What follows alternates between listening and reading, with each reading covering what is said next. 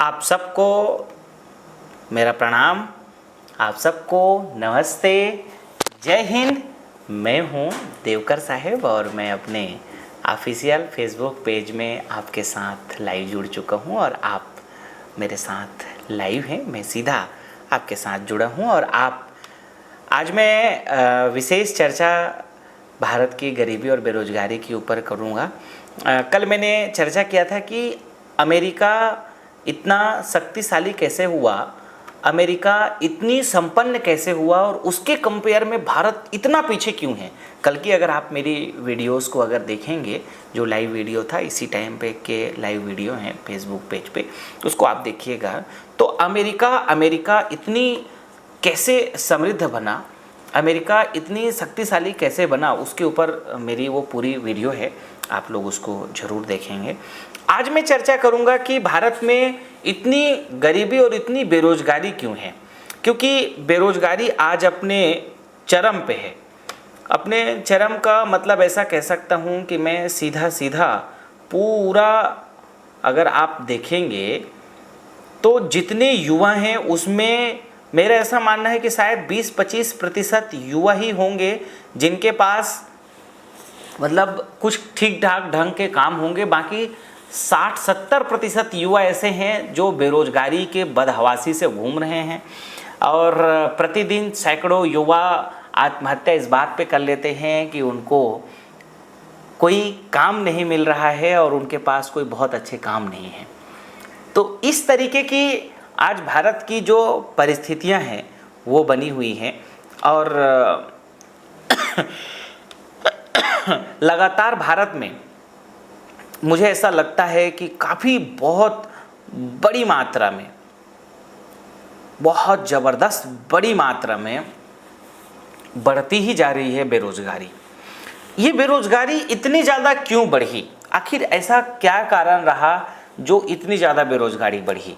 मैं आपके कमेंट्स को भी पढ़ूंगा। अगर आप मुझे किसी प्रकार से कमेंट्स करेंगे या किसी प्रकार से आप कोई क्वेश्चन रेस करेंगे तो मैं आपको जवाब भी यहाँ पे दूंगा। गरीबी और बेरोजगारी से जुड़ी हुई अगर आपके कोई क्वेश्चंस होंगे तो मैं आपको लाइव जवाब भी दूंगा। तो आज मैं इसी के ऊपर चर्चा करूंगा, गरीबी और बेरोजगारी से जुड़ा हुआ।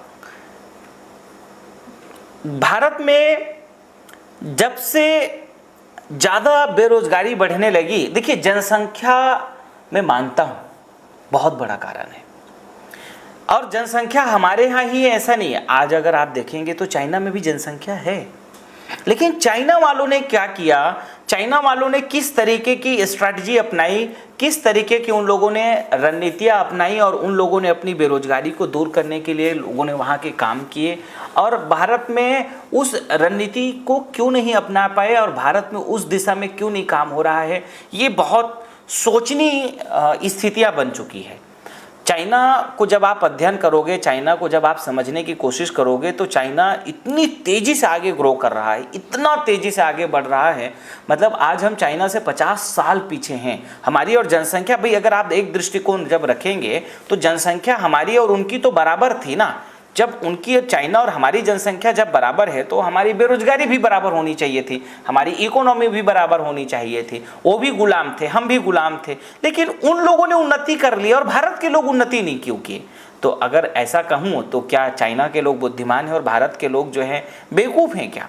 भारत के लोगों के पास में बुद्धि नहीं है और चाइना वालों के पास में बुद्धि है क्या?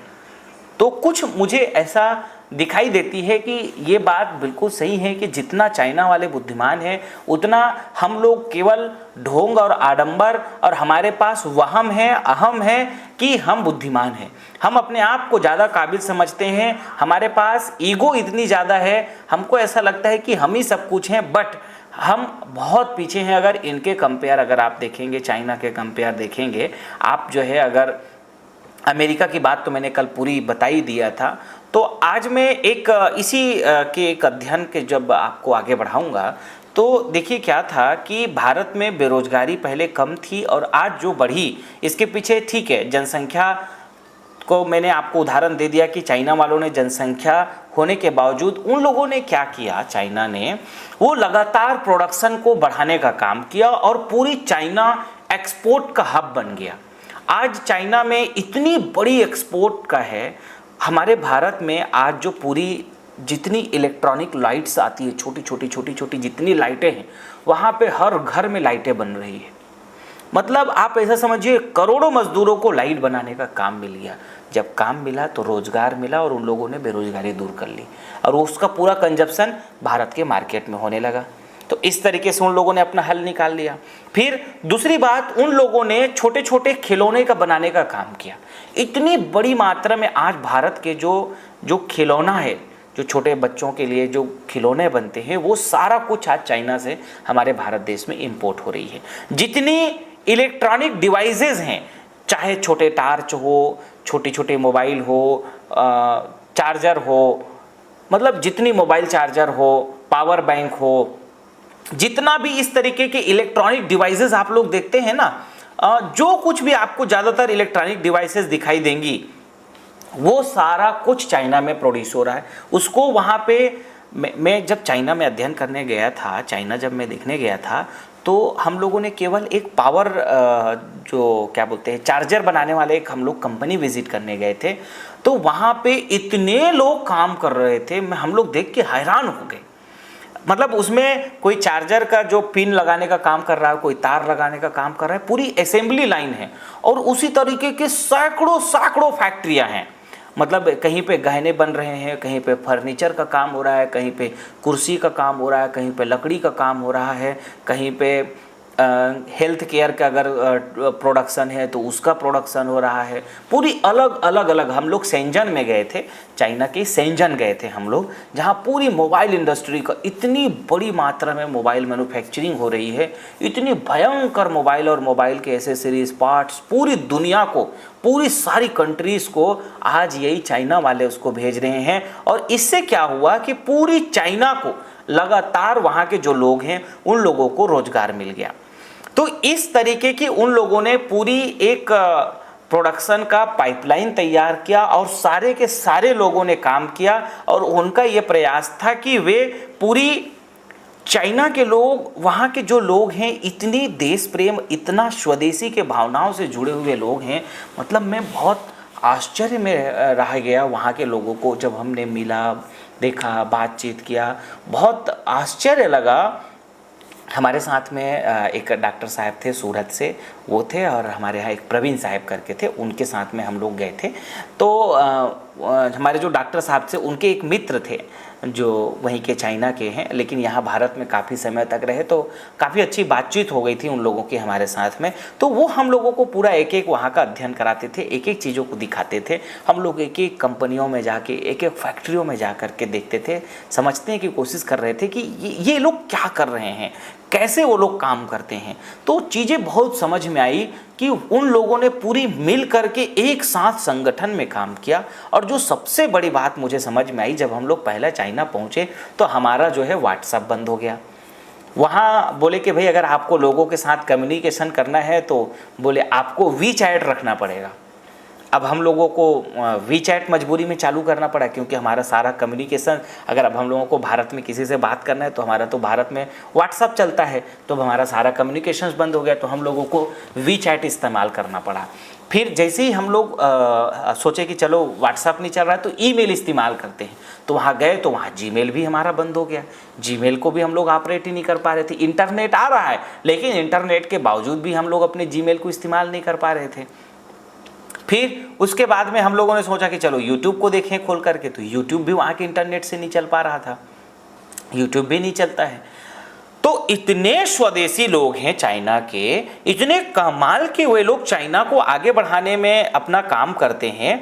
मतलब मैं बहुत शॉक्ड रह गया, बहुत हैरान हो गया उन लोगों की सोच को जान करके, चाइना वालों की, कि मतलब वो लोग ना गूगल इस्तेमाल करते। अब गूगल जब इस्तेमाल नहीं करते हैं तो गूगल से किसी भी मात्रा में उनकी देश की जो पैसा है, चाइना का पैसा, वो अमेरिका नहीं जा रहा है। देखिए बहुत बड़ी बात बता रहा हूँ मैं, बेरोजगारी और गरीबी भारत के साथ जोड़ूंगा इसी चीज़ को मैं, आप समझिएगा।